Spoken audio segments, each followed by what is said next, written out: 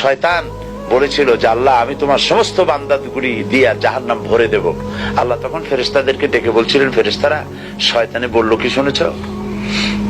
তোমরা যাও পৃথিবীতে, আমার বান্দারা শয়তানের ওয়াসওয়াসায় পড়ে যদি একটা গুনার নিয়ত করে, গুনাহটা করে নাই, গুনার নিয়ত করেছে, আমলনামায় একটা গুনাহ লিখে দিও।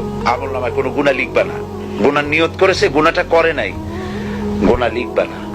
যখন গুনাহটা করে ফেলবে তখন একটা গুনার জন্য একটা গুনাহই লিখো, আর যদি তওবা করে তা আমি মাফ করে দেব।